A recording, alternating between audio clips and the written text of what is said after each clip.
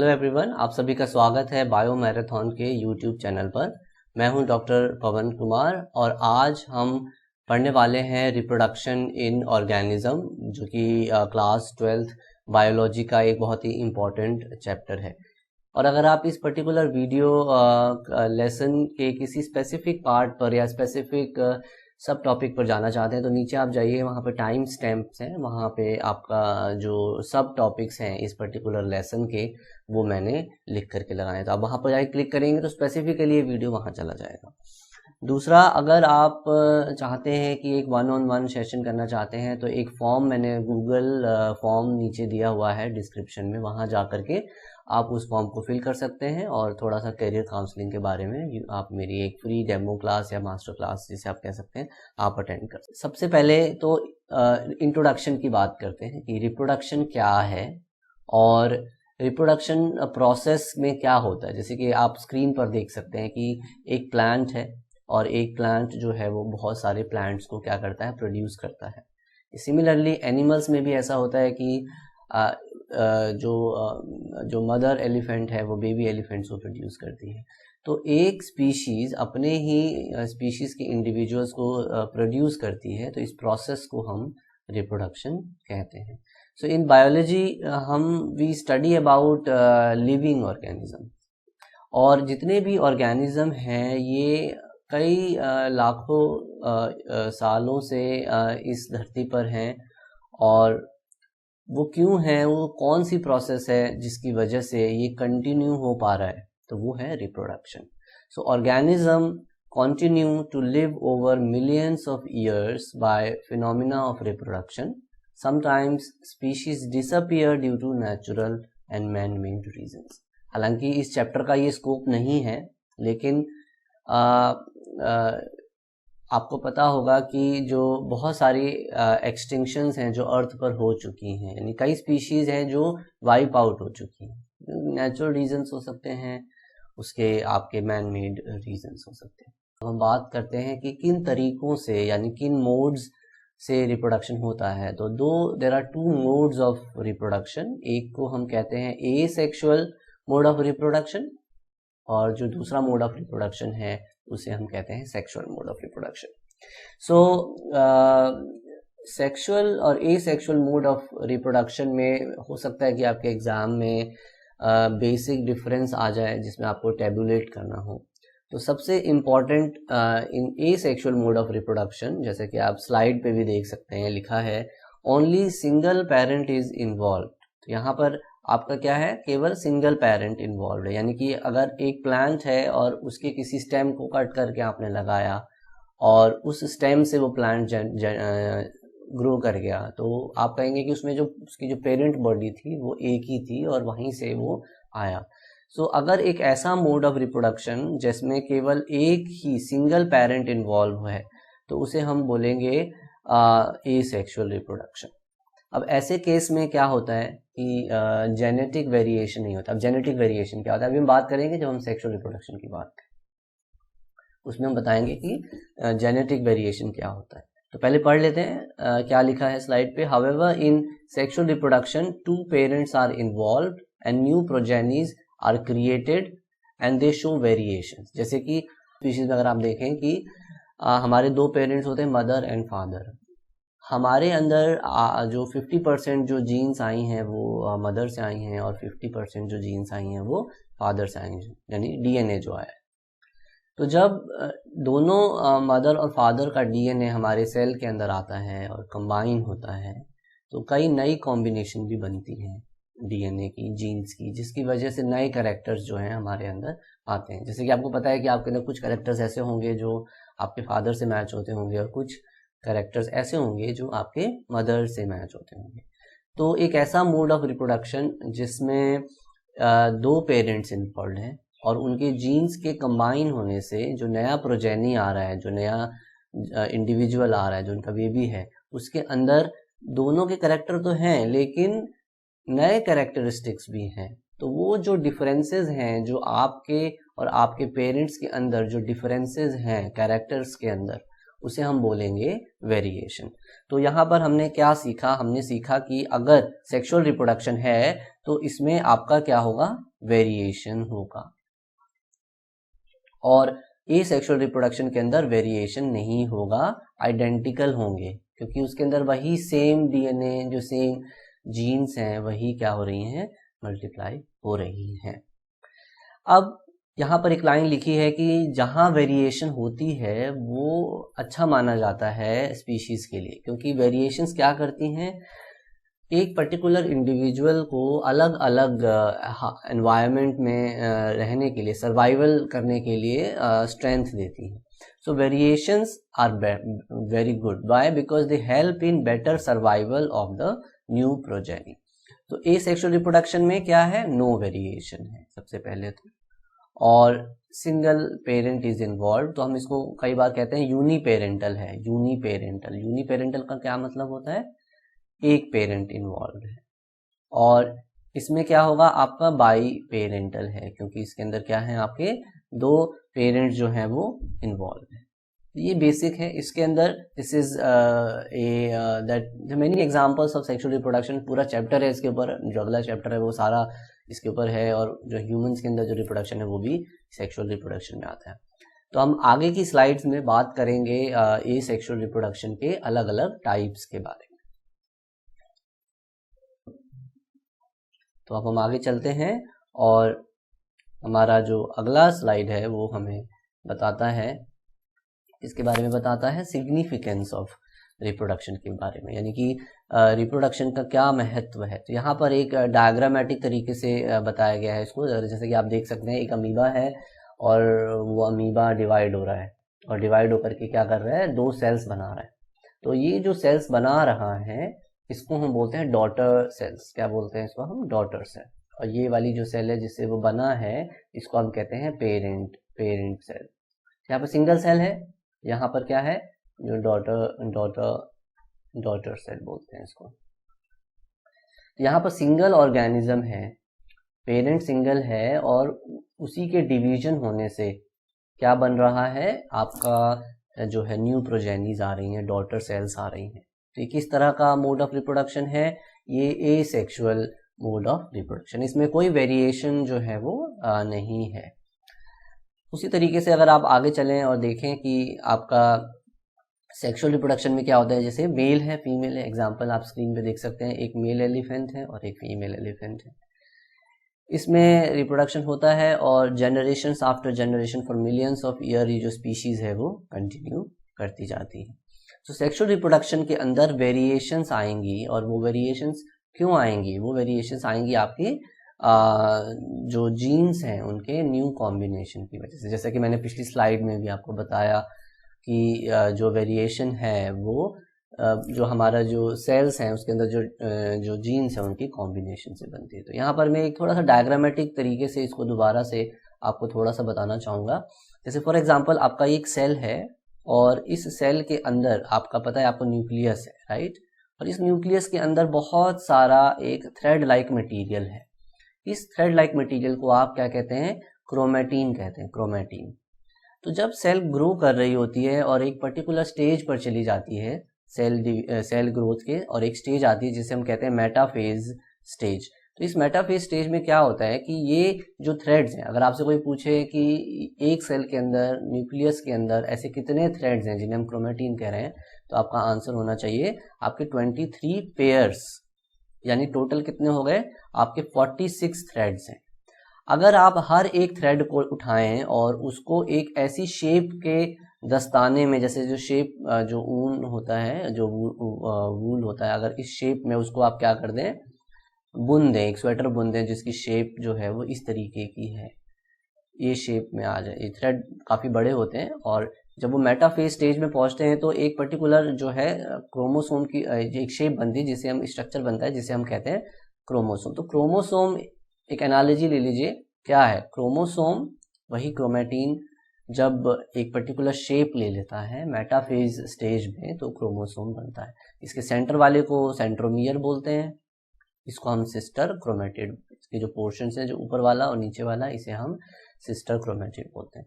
ये मैं क्यों बता रहा हूँ यहाँ पर, ये चीज़ समझाने के लिए कि जब अगर आप इसको थ्रेड को दोबारा से ओपन करेंगे और देखेंगे बड़े ध्यान से, तो एक्चुअली ये डबल स्ट्रैंडेड स्ट्रक्चर है। यानी कि जैसे बिजली की तार होती है जिसमें आपके 2 स्ट्रैंड्स होते हैं, एक रेड कलर की वायर होती है और एक ब्लैक कलर की वायर होती है, उसी तरीके से जो ये थ्रेड है वो एक्चुअली 2 धागे हैं जो आपस में बुने गए हैं। तो ये जो धागे जैसा जो थ्रेड लाइक स्ट्रक्चर है, इसे आप कहते हैं क्रोमेटिन फाइबर, और बहुत प्रिसाइसली और स्पेसिफिकली बोलें तो इसे हम कहते हैं डीएनए। तो डीएनए के अंदर कुछ पार्ट्स ऐसे होते हैं जो फंक्शन करते हैं। डीएनए का काम है आरएनए बनाना और आरएनए का काम है प्रोटीन बनाना, और इस प्रोटीन का काम है आपके कैरेक्टर को कंट्रोल करना। जैसे कि आपकी अगर स्किन का कलर है, अगर आपकी हाइट है, ये सारे कैरेक्टर्स हैं। तो इन सारे कैरेक्टर्स को कंट्रोल करने के लिए बहुत सारी जो जीन्स हैं हमारे अंदर होती हैं। तो आपको ये समझ में आ गया होगा कि ये जो डीएनए है, डीएनए का वो सेगमेंट जो फंक्शन करता है, आरएनए बनाता है और हमारे कैरेक्टर्स को प्रोटीन बना करके कंट्रोल करता है, उसे हम जीन बोलते हैं।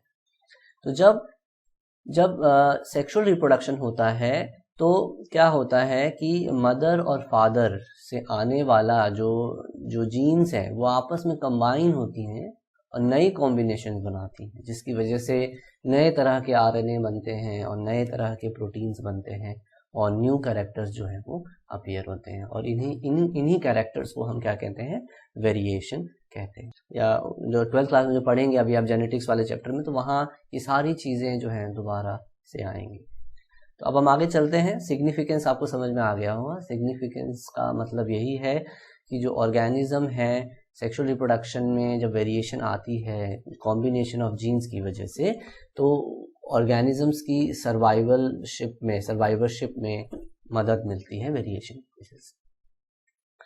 अब हम आगे चलते हैं और बात करते हैं, यही सारे पॉइंट्स यहाँ लिखे हुए हैं कि each organism can give birth to its progeny by either asexual और सेक्सुअल रिप्रोडक्शन।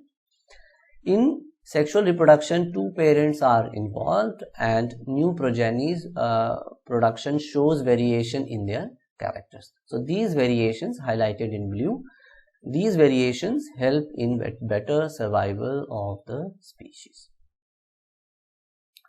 अब हम बात करेंगे एक विजनरी साइंटिस्ट के बारे में। आप देखेंगे आपकी जो एनसीईआरटी की किताब है, हर यूनिट के पहले एक विजनरी बायोलॉजिस्ट के बारे में थोड़ा सा डिस्क्राइब किया गया है। तो इससे पहले कि हम चैप्टर को एक्चुअली स्टार्ट करें, हम पढ़ेंगे पंचानन महेश्वरी के बारे में, जो कि एक बहुत ही विजनरी बॉटनिस्ट थे और इनका जन्म 1904 में हुआ है।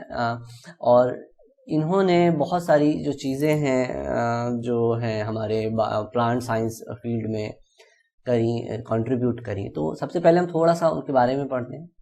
He was born in November 1904 in Jaipur, Rajasthan. He is a distinguished botanist of India as well as also in the entire world. During his time, India got recognition in this field of botany. The work that he did was pioneer even at the world level.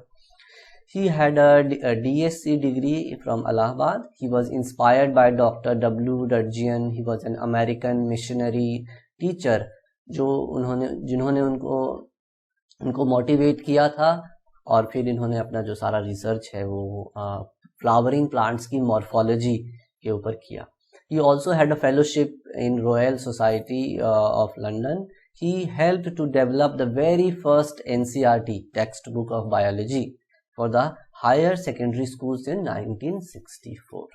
तो आप जो NCERT पढ़ रहे हैं, सबसे पहले जो biology की जो सबसे पहली एनसीईआरटी जो डेवलप हुई थी वो ये भी उसमें इन्वॉल्व थे।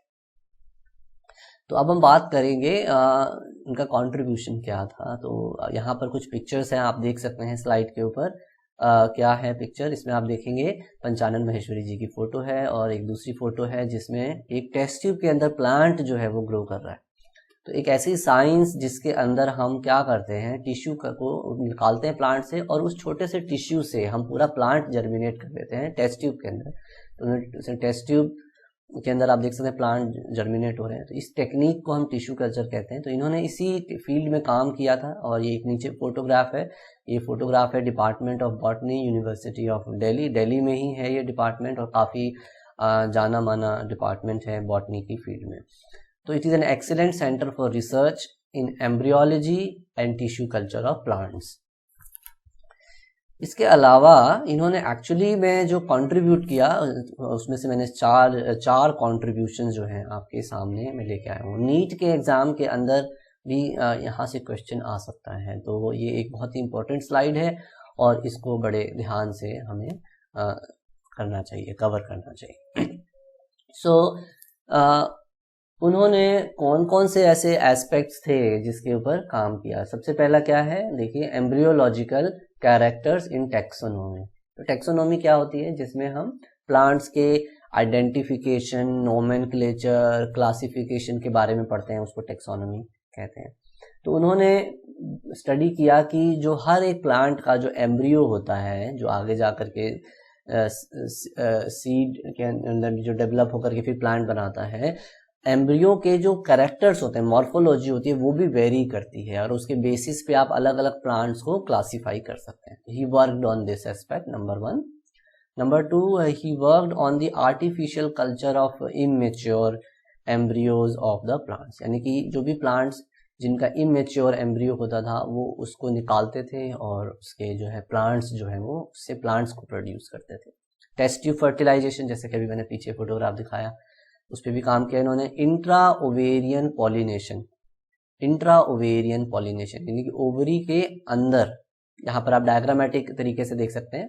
देखो, आप सबसे पहले देखें, अगर नंबर 4 देखें, to understand intra ovarian pollination कैसे हो रहा है, तो इस तरीके से सीधा जो है जर्मिनेट करा करके, पोलन ट्यूब बना करके सीधा जो है ये जो स्पर्म्स हैं जो प्लांट से, वो आकर के फ्यूज हो रहे हैं और इस तरीके से जो है ये फर्टिलाइजेशन इवेंट हो रहा है। तो some pictures are there here to show you. First picture is of an embryo, second picture is of showing how artificial culture is done by taking immature embryo. ये जो ये वाला जो पेट्री प्लेट है, इसमें ये इमेच्योर एम्ब्रियोज रखे हुए हैं और कैसे पेट्री प्लेट में ही उसको हमें क्या किया है, ग्रो किया।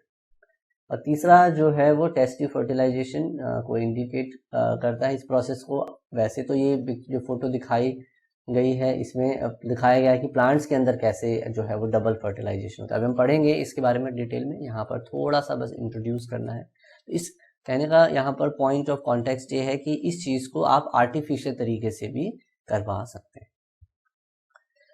तो हम बात करते हैं अब रिप्रोडक्शन चैप्टर हमारा जो है एक्चुअली में अब स्टार्ट होता है। अब हम बात करते हैं कि क्या साइज़ मैटर करता है जब भी रिप्रोडक्शन है। क्या जो ऑर्गेनिज्म छोटे साइज़ के हैं उनकी एज कम होती है, क्या जो ऑर्गेनिज्म बड़े साइज़ के हैं क्या उनकी एज ज़्यादा होती है, क्या साइज़ का एज के साथ कोई कोरिलेशन है। यहाँ पर हम एक क्वेश्चन देखेंगे। तो उससे पहले कुछ एग्जाम्पल, कुछ हम पहले ही समझ लें कि एवरेज लाइफ स्पैन क्या होता है ऑर्गेनिज्म का।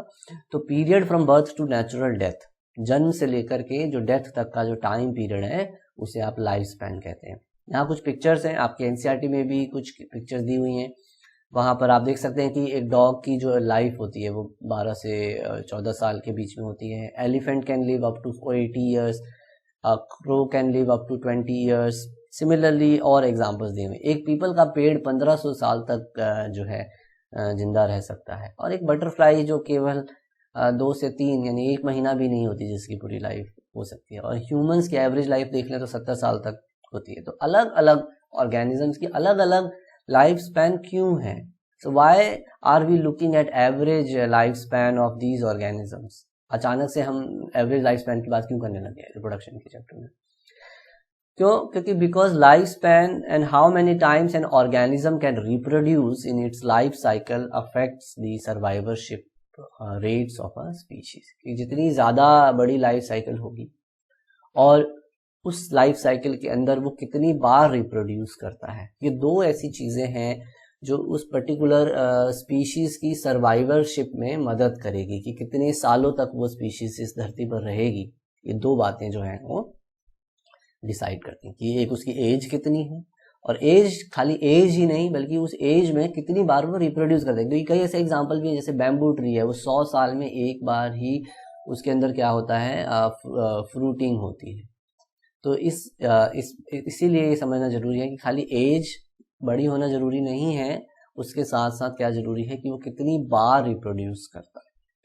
तो सबसे पहले हम बात करते हैं कि क्या लाइफ स्पैन का, ऑर्गेनिज्म का जो एज है, उसकी जो लाइफ स्पैन है, क्या उसकी साइज से रिलेटेड है। जैसे क्रो का साइज देख लो 20 साल है, साइज छोटा है लेकिन एज उसकी 20 साल है। पैरट है वो 50 साल तक जिंदा रह सकता है। तो दोनों का साइज मोर और लेस सेम ही है, लेकिन उनकी एज जो है वो काफी अलग है। सिमिलरली मैंगो ट्री है वो 200 साल तक जिंदा रह सकता है, और पीपल का पेड़ है वो 1500 साल तक जिंदा रह सकता है। दोनों ही पेड़, दोनों का साइज कंपेरेबल है, तो दोनों की जो एज, जो लाइफ स्पैन है वो अलग अलग। तो आप क्या इससे कंक्लूजन निकालते हैं? सबसे मेन जो कंक्लूजन आता है वो यही आता है कि साइज का कोई रिलेशन नहीं है, कि अभी ऐसा नहीं है कि कोई चीज, कोई ऑर्गेनिज्म बड़ा होगा साइज में तो वो ज्यादा साल जिएगा, या अगर कोई छोटा है तो वो कम साल जिएगा। तो ऐसा नहीं है। ये वही चीज, सेम पिक्चर्स जो है यहाँ पर, जो कंपैरिजन जिनका किया जा सकता है, सेम साइज का आप कंपेयर कर सकते हैं और यहाँ पर आप कंक्लूड कर सकते हैं। तो आपने ये सीखा कि साइज जो है it may not correlate with the life span of the organism. अब एक आपने कॉन्सेप्ट पढ़ना है अपने बुक के अंदर, वो है इमोर्टैलिटी इन सिंगल सेल्ड ऑर्गेनिज्म। जो सिंगल सेल्ड ऑर्गेनिज्म है वो इमोर्टल है, यानी वो कभी नहीं मरते। लेकिन इसको किस तरीके से समझा जा सकता है? यानी कि there is no natural, why do we say that there is no natural death in single celled organism such as amoeba? उसका रीजन यही है कि अमीबा है वो एक सेल है, वही सेल डिवाइड हो गई। ऐसा नहीं हुआ कि इससे एक सेल प्रोड्यूस हुई और वो अलग हो गई, डिटैच हो गई। तो अमीबा में वही सेल का जो साइटोप्लाज्म था वो ही बीच में से क्या हो गया, आपका डिवाइड हो गया, यहाँ से डिवाइड हो गया, और वही क्या बन गई, यहाँ से डिवीजन होने के बाद ये एक डॉटर सेल बन गई और ये एक डॉटर सेल बन गई। सो अल्टीमेटली देखा जाए तो इसका जो साइटोप्लाज्म था वो कंटिन्यू करता चला गया, यानी कि जो भी साइटोप्लाज्मिक मटेरियल था सेल के अंदर वो over the period of time, over the generation continue करता चला गया। यानी कि हम कह सकते हैं कि जो अमीबा है वो इमोर्टल है। So parent cell completely divides to give rise to new daughter cells which keep on growing and dividing to form new daughter cells. Hence the parent cell never die and they take new forms of the progeny cells. तो अब हम शुरू करते हैं। तो ये थोड़ा सा इंट्रोडक्शन था कि हमने क्या क्या पढ़ा, एक बहुत ही ब्रीफली उसको रिवाइज कर लेते हैं। सबसे पहले हमने पढ़ा कि रिप्रोडक्शन क्या है और कितने तरीके का है। ज़्यादातर समय हमने जो अभी डिस्कशन किया उसमें यही लगाया कि वेरिएशंस क्यों ज़रूरी हैं जो सेक्सुअल रिप्रोडक्शन में होती है। और फिर हमने ए सेक्शन में पढ़ा कि जो सिंगल सेल्ड ऑर्गेनिजम्स हैं वो उनको इमोर्टल क्यों कहा जाता है। अब हम बात करेंगे, थोड़ा सा और डिटेल में जाएंगे, ए सेक्सुअल रिप्रोडक्शन के बारे में पढ़ेंगे। ये सेक्सुअल रिप्रोडक्शन जिसमें एक single parent is capable of producing offspring and they are very identical to one another but also they are the exact copy of their parents because उसमें variation जो है वो नहीं होता है। सेम पिक्चर आ रही है यहाँ पर। So are these offsprings likely to be genetically identical? क्या उनकी जीन्स सेम है, क्या वो आइडेंटिकल है, यानी कि ये वाली जो स्पीशीज है क्या वो उस वाली स्पीशीज की आइडेंटिकल है? तो यस, बिकॉज क्यों, क्योंकि उसमें कॉम्बिनेशंस नहीं हुई जीन्स की, वही जो जेनेटिक मटेरियल था वही कॉपी होता चला गया। तो मॉर्फोलॉजिकली और जेनेटिकली सिमिलर इंडिविजुअल्स प्रोड्यूस होते हैं एसेक्सुअल रिप्रोडक्शन के अंदर। तो अब हम बात करेंगे कुछ एग्जांपल्स की। एक एग्जांपल है यहाँ पर, ये देखिए, इसमें ईस्ट का एग्जांपल दिया गया है। इसका जो साइंटिफिक नाम है वो सैक्रोमाइसीस सेरेविसाई है। इसमें अगर आप देखेंगे तो एक सेल है, न्यूक्लियस है, इसको हम पेरेंट सेल बोल रहे हैं। इसमें देखो अलग तरीके से एसेक्सुअल रिप्रोडक्शन हो रहा है। इसमें क्या हो रहा है, एक बर्ड बन रहा है और साइटोप्लाज्म डिवाइड हो रहा है और एक चेन ऑफ सेल्स बन रही है, चेन ऑफ सेल्स। ये जो चेन ऑफ सेल्स बन रही है यहाँ पर, जो टॉप पर ये बन रही है, बनती जा रही है और they remain attached to the parent cell and then once they develop they get separated from this. तो अगर आप आगे देखें तो इसी में लिखा है कि एसेक्सुअल में ज्यादातर कहाँ मिलेगा इस तरह का mode of reproduction, single cell organism में मिलेगा। अमीबा का जो एग्जाम्पल है उसके अंदर आप देख सकते हैं कि किस तरीके से एक सिंगल सेल दो डॉटर सेल में डिवाइड हो रही है। इस प्रोसेस को, जिसमें एक सेल दो सेल्स में डिवाइड हो रही है, उसे हम बोलते हैं binary fission. So where one cell divides into two halves and each rapidly grows into an adult. There is one more example that we can also refer to, और वो जो एग्जाम्पल है पैरामीशियम। अमीबा के अंदर क्या होता है, कई बार ऐसा होता है कि जो सेल्स हैं वो अपने आसपास क्या करती हैं, सिस्ट बना लेती हैं, और जो डॉटर न्यूक्लियाई है आप देख सकते हैं सिस्ट वॉल। सिस्ट वॉल क्या होती है, एक ऐसी वॉल होती है जो अनफेवरेबल कंडीशंस में उस सेल को सरवाइव करने में क्या करेगी, मदद करेगी। तो जब कभी भी अनफेवरेबल कंडीशन है, अमीबा एक स्ट्रक्चर बनाता है जिसे हम स्यूडोपोडिया कहते हैं। जैसे ही सिचुएशन फेवरेबल होती है, यानी कि एनवायरमेंटल कंडीशंस बहुत अच्छी हो जाती हैं, तो ये जो अमीबा है वो डिवाइड होने लग जाता है। और कौन सी प्रोसेस से डिवाइड होने लग जाता है, मल्टीपल फिजन से। तो अमीबा के अंदर आप बाइनरी फिजन भी देखने को मिलेगा, जहां पर 1 से 2 सेल्स में डिवाइड हो रहा है, और आपको मल्टीपल फिजन भी देखने को मिलेगा, क्योंकि वहां पर एक सेल से बहुत सारी छोटी छोटी माइन्यूट अमीबॉइडल सेल्स बन रही हैं, और इसीलिए इस प्रोसेस को हम मल्टीपल फिजन कहते हैं। The cyst wall, when it bursts out and the spores are liberated in the surrounding medium to grow into the many amoeba. तो ये जो स्पोर्स हैं, जो बहुत सारे, जब सिस्ट वॉल जब फट जाती है, बर्स्ट आउट हो जाती है, तो बहुत सारे स्पोर्स रिलीज होते हैं। इस प्रोसेस को हम क्या बोलते हैं, स्पोरुलेशन। अमीबा के अंदर अगर मल्टीपल फ्यूजन हो रहा है तो सबसे पहले क्या होगा, आपका एंसिस्टेशन होगा, और उसके बाद जब फेवरेबल कंडीशन आएंगी तो स्पोरुलेशन होगा। ये आप स्क्रीन पर देख सकते हैं, पैरामीशियम है, जो कि स्लीपर लाइक सेल होती है, जो चप्पल होती है, उसका जो बेस होता है उसके जैसा दिखता है। इसमें 2 तरीके से जो है सेल बाइनरी फ्यूजन कर सकते हैं। दोनों का बाइनरी फ्यूजन नहीं होगा, दोनों में ही 1 से 2 सेल्स ही बनेंगी, लेकिन एक पहले वाले एग्जाम्पल में अगर आप देखें, ऊपर वाले डायग्राम में अगर आप देखें, तो सेल जो है वो कहाँ से डिवाइड हो रही है, ट्रांसवर्स फैशन में डिवाइड हो रही है, और नीचे वाले एग्जाम्पल में अगर आप देखें तो लॉन्गिट्यूडनल तरीके से डिवाइड हो रही है। यानी हम ये कह सकते हैं कि हमारा जो बाइनरी फ्यूजन है वो 2 टाइप का हो सकता है। एक जिसको हम बोलेंगे ट्रांसवर्स बाइनरी फ्यूजन, आप स्लाइड पे देख सकते हैं, और दूसरा जो है वो क्या होता है, लॉन्गिट्यूडिनल। तो पैरामीशियम के अंदर एसेक्सुअल रिप्रोडक्शन बाइनरी फ्यूजन से होता है। बाइनरी फ्यूजन 2 टाइप का होता है, आपका ट्रांसवर्स एंड लॉन्गिट्यूडिनल। एक और एग्जांपल हम देखते हैं। मैंने बताया था कि प्लांट्स के अंदर खास करके जो आपके हायर प्लांट्स होंगे उसमें तो आपको सेक्सुअल रिप्रोडक्शन मोस्ट कॉमन मिलेगा, लेकिन जो लोअर फॉर्म्स ऑफ प्लांट्स होंगे उसके अंदर आपको एसेक्सुअल रिप्रोडक्शन भी देखने को मिल सकता है। यहाँ पर जो एग्जाम्पल है वो एक एल्गी का एग्जाम्पल है। एल्गी के अंदर जूओस्पोर्स बनते हैं।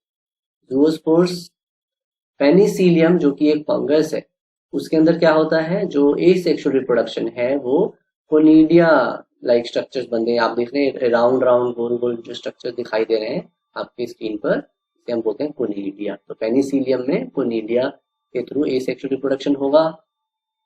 हाइड्रा के अंदर क्या होगा, आपका बर्ड्स के थ्रू होगा। इस ऑर्गेनिज्म में क्या होगा, आपके जो स्मॉल एक कहीं भी एक लंप जैसा मास प्रोड्यूस होगा, और वो साइज में ग्रो करेगा, और ग्रो करने के बाद वो पेरेंट बॉडी से डिटैच हो जाएगा। तो इस प्रोसेस को, इस स्ट्रक्चर को क्या बोलते हैं, बड बोलते हैं। फिर स्पॉन्ज के अंदर इस वाले ऑर्गेनिज्म में क्या होगा, एक स्ट्रक्चर बनता है जिसे हम क्या बोलते हैं, जम्यूल्स।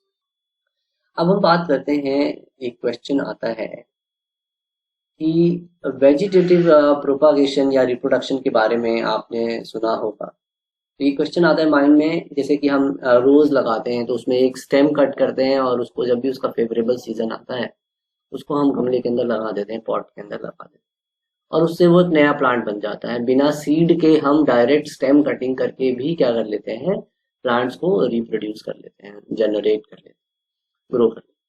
तो क्वेश्चन है, इस मेथड को कहते हैं वेजिटेटिव प्रोपागेशन। तो वेजिटेटिव प्रोपागेशन मतलब जिसमें आप कोई भी प्लांट का वेजिटेटिव पार्ट ले रहे हैं और उससे पूरे प्लांट को क्या कर रहे हैं, प्रोपागेट कर रहे हैं। तो क्या ये भी एक तरीके का एसेक्सुअल रिप्रोडक्शन है, और अगर है तो ऐसा हम क्यों कहते हैं? क्या जो टर्म क्लोन टर्म जो पहले आया था, क्लोन टर्म क्या था कि जिसमें जो आइडेंटिकल इंडिविजुअल्स बन रहे हैं ए सेक्सुअल रिप्रोडक्शन, उन्हें हम क्लोन्स भी बोलते हैं क्योंकि उनका जो genetic makeup, morphological characters similar होते हैं, इसीलिए हम उनको क्लोन्स बोलते हैं। तो क्या क्लोन टर्म यहाँ पर भी एप्लीकेबल होगा अगर वेजिटेटिव रिप्रोडक्शन है? क्योंकि अगर आप एक रोज की स्टेम कटिंग से रोज बना रहे हैं तो वो उसके अंदर आइडेंटिकल जीन्स हैं सारी, क्योंकि उसके अंदर आपने पॉलिनेशन नहीं कराया, दो अलग अलग तरह के प्लांट्स के जीन्स को कंबाइन नहीं किया, तो डेफिनेटली आप ये भी एक तरीके का ए सेक्सुअल मोड ऑफ रिप्रोडक्शन है जिसके अंदर जो है क्लोन टर्म भी यूज हो सकता है। तो आंसर है इसका yes. In plants unit of vegetative propagations, they are known as runner, rhizome, sucker, tuber, offset, bulb.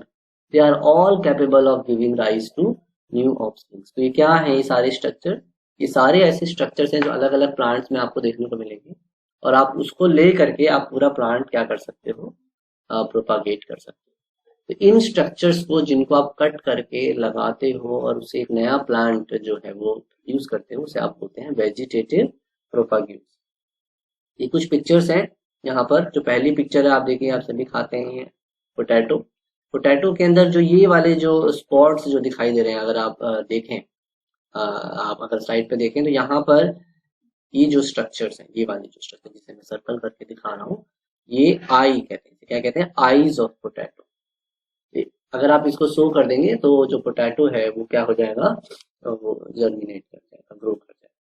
फिर उसके बाद है जिंजर। जिंजर सभी ने खाया है। जिंजर में अगर आप देखें तो यहाँ पर राइजोम, ये जो स्ट्रक्चर है, ये वाला जो स्ट्रक्चर है, इसे हम क्या बोलते हैं? राइजोम बोलते हैं। ऐसे ही ये वाला है अगेव प्लांट है जो हम लगाते हैं, अपने घरों में भी लगाते हैं। इसे हम इस स्ट्रक्चर को बोलते हैं बुलबिल। बुलबिल, this structure, this portion is called bulbil. So you just plant that in any of the pots and it will grow up. Then you have bryophyllum.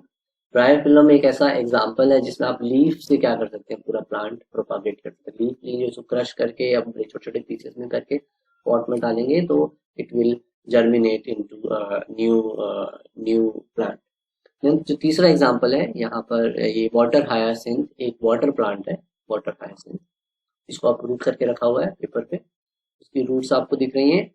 एक वाटर हायासिंथ और दूसरे वाटर हायासिंथ के बीच में एक जो लॉन्ग स्ट्रक्चर है जो connect कर रहा है, इसे हम बोलते हैं ऑफसेट। इससे भी आप क्या कर सकते हैं? पूरे प्लांट को प्रोपागेट कर सकते हैं। तो वेजिटेटिव प्रोपाग्यूज वो स्ट्रक्चर्स हैं प्लांट्स के जिसको आप ले करके डायरेक्ट क्या कर सकते हैं? प्लांट को जर्मिनेट कर सकते हैं। अब एक यहाँ पर एक स्टोरी आती है जो आपके एनसीईआरटी में भी मेंशन है, the story of water hyacinth, जिसे हम टेरर ऑफ बंगाल कहते हैं। क्यों कहते हैं? यहाँ पर आप पिक्चर में देख सकते हैं, ये वाटर हायासिंथ वाटर प्लांट है, तो वाटर में, पॉन्ड में या रिवर में ग्रो करता है। ये उसके फ्लावर्स हैं। और ये जो है तीसरा जो पिक्चर है, इसमें आप देख सकते हैं ऑफसेट दिखाया है। ये जो स्ट्रक्चर है इसे ऑफसेट बोलते हैं। तो this plant grows aggressively as invasive weed. इसको लाया गया था कि हम वाटर को ये क्लीन करेगा, लेकिन ये इतना तेजी से ग्रो करता है कि बाद में फिर इसको प्रोग्राम चलाया गया to remove, to get rid of this particular plant. That's why it created a terror in the water bodies. क्यों? क्योंकि ये इतना ज्यादा विगरसली ग्रो करता है कि अपने नीचे जो पानी है उसमें से सारे ऑक्सीजन को जो है ड्रेन कर देता है, और जिसकी वजह से जितनी भी फिश थी वो पॉन्ड के अंदर या रिवर के अंदर मर जाती है। तो it was introduced in India because इसका जो फ्लावर है वो बहुत ही खूबसूरत है, बहुत ही ब्यूटीफुल है। इसे लगाया इसलिए गया था ताकि ब्यूटिफिकेशन किया जा सके, और इसकी जो लीव्स हैं वो बहुत ऑर्नामेंटल स्टाइलिश होती है, इसलिए लगाया गया। लेकिन बाद में इट स्टार्टेड क्रिएटिंग प्रॉब्लम, तो बाद में इसको हटाने के लिए भी बड़े सारे प्रोग्राम्स चलाने पड़े, तो इसीलिए इसे टेरर ऑफ बंगाल कहते हैं। अब हम बात करते हैं सेक्सुअल रिप्रोडक्शन की। जब दो पेरेंट्स इन्वॉल्व हो, जो मेल है उसकी बॉडी में एक सेल बनती है जिसे हम बोलते हैं स्पर्म्स, और फीमेल की बॉडी में एक सेल बनती है जिसे हम कहते हैं एग्स। इन दोनों के फ्यूजन से जो प्रोडक्ट बनता है उसे हम क्या बोलते हैं? उसे हम बोलते हैं जाइगोट। यानी कि यही जो सेल है आग में फ्यूज कर जाएगी तो एक सिंगल सेल बनेगी, और इस सेल को बोलेंगे जाइगोट। तो इसके अंदर आधे जो जीन्स होंगी, हाफ जो जीन्स होंगी वो फादर की होंगी, और हाफ जो होंगी वो मदर की। अब फिर बाद में इसी जाइगोट से क्या होगा, पूरा एम्ब्रियो बनेगा, एम्ब्रियो सेल्स डिवाइड होती चली जाएंगी और फिर उस एम्ब्रियो से क्या होगा, इंडिविजुअल बनेगा, पूरा इंडिविजुअल बनेगा। यानी सेक्सुअल रिप्रोडक्शन में दो पेरेंट इन्वॉल्व होंगे। स्पर्म और एग के फ्यूजन को फर्टिलाइजेशन कहते हैं। उनके फ्यूज होने से जो प्रोडक्ट बनता है उसे जाइगोट बोलते हैं। जाइगोट के डिवीजन होने से जो स्ट्रक्चर बनता है एम्ब्रियो बोलते हैं। और एम्ब्रियो से डिवाइड होकर के पूरा जो बेबी है, जो इंडिविजुअल है, वो बनता है और उसका फिर बर्थ होता है। सिमिलर प्रोसेस जो है प्लांट्स में भी होती है। यहाँ पर ये जो आप देख रहे हैं फ्लावर का जो पिक्चर है, इसमें आपका जो येलो पोर्शन है, ये इसके अंदर एंथर है, इसके अंदर स्पर्म बनते हैं। और ये जो है, ये वाला जो पोर्शन है फ्लावर का, इसके अंदर एग सेल होता है ओवरी के अंदर। तो सेम प्रोसेस है, वहां भी स्पर्म जो है वो फ्यूज हो रहा है किससे, एग सेल से, और जाइगोट बना रहा है। तो सेम प्रोसेस है। तो सेक्सुअल रिप्रोडक्शन में असेंशियल द बेसिक मैकेनिज्म जो है वो सेम। तो ये स्लाइड हमें यही बताती है कि किस तरीके से क्या कौन से स्ट्रक्चर जो है वो इन्वॉल्व होते हैं। तो formation of male and female gamete either by same individual और different individuals of opposite sex to form zygote. It is a complex process. It results in variation, point number 2. And point number 3, organisms like plants, animals and fungi, they share a similar pattern with respect to sexual mode of reproduction. यानी कि चाहे वो plants हो, animals हो या fungi हो, सभी में ये बेसिक चीज तो सभी में कॉमन आपको देखने को मिलेगी। कौन से ऐसे पैटर्न्स हैं, उसमें कौन कौन से स्टेजेस हैं, जैसे कि आप यहाँ स्लाइड पे देख सकते हैं। सेक्सुअल रिप्रोडक्शन में आपके जो हैं कितने हैं, 3 स्टेजेस। सबसे पहला जो है जुवेनाइल स्टेज, देन जब टीनेज आती है, रिप्रोडक्टिव स्टेज आती है, फिर उसके बाद आपका जो है सेनिसेंट, पूरी लाइफ साइकिल जब कंप्लीट हो जाती है और फिर डेथ हो जाती है। तो बर्थ, रिप्रोडक्शन एंड डेथ। तो ये पूरा जो सेक्सुअल रिप्रोडक्शन में ये भी जो 3 इंपॉर्टेंट कंपोनेंट हैं जिसे हम इग्नोर नहीं कर सकते, वो आते हैं।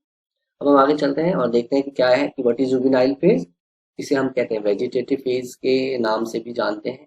ये ग्रोथ फेज है जहां पर organism where all organisms have to reach a certain stage of growth and maturity in their life before they can produce sexually. इसे ह्यूमंस में प्यूबर्टी बोलते हैं, जिसमें बॉडी जो है वो रिप्रोडक्शन के लिए प्रिपेयर हो जाती है। रिप्रोडक्टिव उसके पहले का जो टाइम है, फिर आता है reproductive phase. The end of the juvenile phase marks the beginning of reproductive phase and it can be seen when the flowering occurs in higher plants.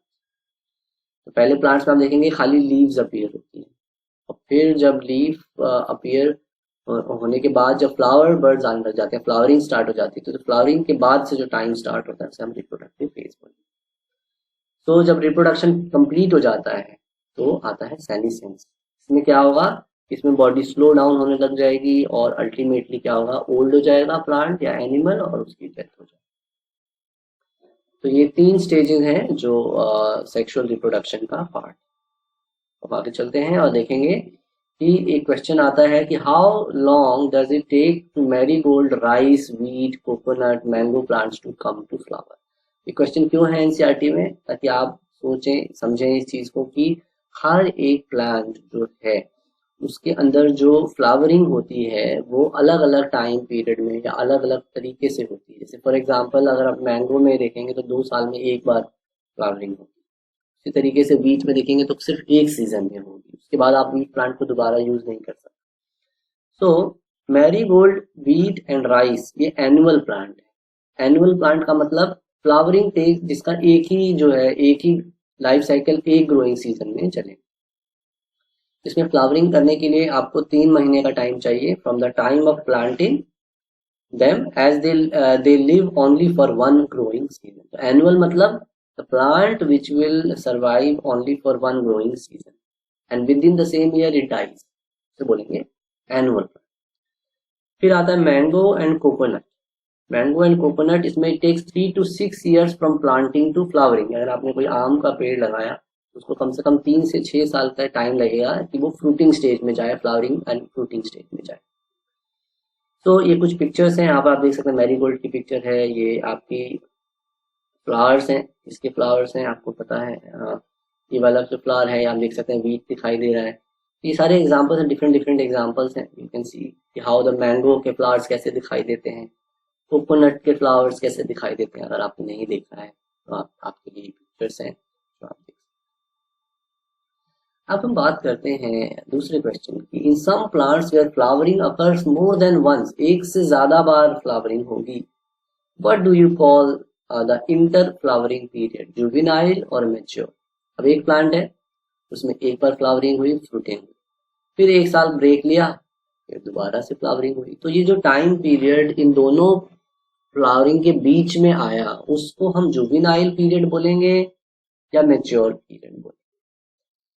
कहते हैं कि when the sexual organs get developed, flower, birds, etc., it is referred to as mature phase। एक बार flower आ गया, develop हो गया, उसे हम क्या बोलेंगे, mature phase। This phase passes after the first flowering of the plant। एक बार पहली फ्लावरिंग हो गई, mature phase जो है वो पास हो गया। Those plants which flower more than once, they have an inter flowering period and that is also known as juvenile phase। तो उस गैप पीरियड को क्या बोलेंगे, उस गैप पीरियड को हम जुवेनाइल फेज। यहाँ पर इस क्वेश्चन का आंसर किया हमने। अब हम बात करते हैं क्या रिप्रोडक्शन एक सीजनल फिनोमिना है। तो इसका आंसर क्या है, नहीं। Not in all the animals, seasonal breeders made only during certain times of the year. कई ऑर्गेनिज्म ऐसे हैं जो एक जो पर्टिकुलर सीजन में ही ब्रीड करेंगे, या प्लांट्स ऐसे हैं जो पर्टिकुलर सीजन में ही ब्रीडिंग होगी। कई ऐसे हैं जो दे इररिस्पेक्टिव ऑफ सीजन क्या करेंगे, ब्रीड करेंगे। So these times of year allow for increased probability of the survival of the youngs due to factors which are favorable। वो सीजन फेवरेबल है, वो टेम्परेचर, फूड, वाटर अवेलेबिलिटी, ये सारी जो favourable चीजें हैं एनवायरनमेंट में अवेलेबल हैं, तो इसीलिए वो क्या करेंगे, वो सारे ऑर्गेनिजम्स क्या करेंगे, आपके सीजनली ब्रीड करेंगे। लेकिन कई ऐसे जैसे काऊ है, शीप है, रैट, डियर, डॉग्स, टाइगर्स, इनकी बॉडी के अंदर कुछ ऐसे साइकिल चलती है, चेंजेस चलते हैं, जिसके हिसाब से वो क्या करेंगे, अब जो है उनकी रिप्रोडक्शन जो है वो होता है, वो इवेंट्स जो है वो डिसाइड करते हैं। तो अगर वो नॉन प्राइमेट मैमल है तो उन साइकिल ऑफ इवेंट्स को बोलते हैं ऑयस्ट्रस साइकिल, और अगर वो प्राइमेट्स हैं जैसे मंकी, एप्स और ह्यूमंस खास करके, तो उसको हम बोलते हैं मेंस्ट्रुएशन साइकिल, मेंस्ट्रुअस साइकिल। तो यहाँ बात हो रही है ब्रीडिंग की, और जैसा कि हमने पढ़ा कि 3 स्टेजेस हैं रिप्रोडक्शन में, जो साइकिल में। तो जो ब्रीडिंग हो रही है, जो ब्रीडर्स हैं जो ब्रीडिंग करते हैं, तो या जो ऑर्गेनिज्म ब्रीडिंग करते हैं, तो वो कितनी टाइप के होते हैं, तो 2 टाइप की कैटेगरी में हम उनको डिवाइड कर सकते हैं। एक हो गए सीजनल ब्रीडर्स और एक हो गए कॉन्टिन्यूअस ब्रीडर्स। तो सीजनल ब्रीडर्स क्या है, ऐसे मैमल्स जो रिप्रोडक्टिवली एक्टिव हो जाते हैं during favourable season of the environment, हम बोलेंगे सीजनल। और कॉन्टिन्यूअस ब्रीडर्स क्या होंगे, ऐसे मैमल्स जो कि अपने रिप्रोडक्टिव फेज के अंदर ही, जब उनका रिप्रोडक्टिव फेज साइकिल चल रही है तभी एक्टिव हो, तभी ब्रीडिंग करें, हम बोलेंगे कॉन्टिन्यूअस ब्रीडर, जो सीजन के ऊपर डिपेंड नहीं करेंगे, अपनी बॉडी की साइकिल के ऊपर डिपेंड करेंगे। So both plants and animals hormones are responsible for the transition between these phases। Interaction between hormones and certain environmental factors regulate the reproductive processes and associated behavioral expressions of the organism। ये जो 2 points हैं ये बता रहा है कि juvenile phase से reproductive में जाने में और रिप्रोडक्टिव से सेनिसेंट स्टेज में जाने के लिए बड़े सारे हार्मोन्स जो है वो इन्वॉल्व, जो कि हम डिटेल में पढ़ेंगे इस चैप्टर में। जो सारा प्रोसेस है बहुत ही जनरल तरीके से हम क्या कर रहे हैं, कवर कर रहे हैं। अब हम बात करते हैं कि जब सेक्सुअल रिप्रोडक्शन होता है तो उसके अंदर जो इवेंट्स हैं वो कितने स्टेजेस में हम उनको डिवाइड कर सकते हैं। तो फर्टिलाइजेशन के पहले होने वाले सारे इवेंट्स इसमें आ जाएंगे। कौन कौन सा आ जाएगा, मतलब गैमेट्स के फ्यूज होने के पहले क्या क्या चीजें होंगी। तो इसमें क्या होगा, गैमेट्स फॉर्मेशन का प्रोसेस होगा जिसे हम बोलेंगे गैमीटोजेनेसिस, यानी एग और स्पर्म के फर्टिलाइज होने से पहले जो जो प्रोसेसेस हो रही हैं उसे बोलेंगे प्री फर्टिलाइजेशन इवेंट। इसमें 2 चीजें आएंगी, एक आएगा गैमीटोजेनेसिस, एग फॉर्मेशन का एक प्रोसेस है बॉडी के अंदर, स्पर्म की फॉर्मेशन का भी एक प्रोसेस है। फिर एक बार जब वो बन गए तो बनने के बाद उनको ट्रांसफर होना होता है, अपने टारगेट जगह पे जाना होता है, इसे हम बोलेंगे गैमीट ट्रांसफर। तो दो चीजें आ जाएंगी इसमें। फिर हमारा फर्टिलाइजेशन होता है, फर्टिलाइजेशन में फ्यूजन होता है और इसका जो प्रोडक्ट होता है वो जाइगोट होता है। फिर उसके बाद हमारा तीसरा आता है पोस्ट फर्टिलाइजेशन। पोस्ट फर्टिलाइजेशन में क्या होगा, यही जाइगोट जो है एम्ब्रियो में डेवलप होगा, फिर वो एम्ब्रियो से बॉडी पार्ट्स बनेंगे अगर वो ह्यूमन का एग्जाम्पल है, और वो बेबी जो फीटस जिसे हम कहते हैं वो डेवलप होगा और बेबी बॉर्न। सिमिलरली प्लांट्स के अंदर भी एम्ब्रियो बनेगा, फिर दूसरे जो स्ट्रक्चर्स बनेंगे और सीडलिंग जो है बाद में बनके जन्मेंगे। जैसा कि अभी हमने पिछली स्लाइड में देखा कि रिप्रोडक्शन प्रोसेस को 3 स्टेजेस में डिवाइड किया गया है। पहला जो स्टेज है वो प्री फर्टिलाइजेशन इवेंट्स है, जिसके अंदर वो सारे चेंजेस होते हैं जो आगे जाकर के फर्टिलाइजेशन इवेंट में हेल्प करेंगे। फिर जो सेकेंड जो स्टेज है वो है फर्टिलाइजेशन की, जिसमें मेल और फीमेल गैमेट जो है वो फ्यूज करता है।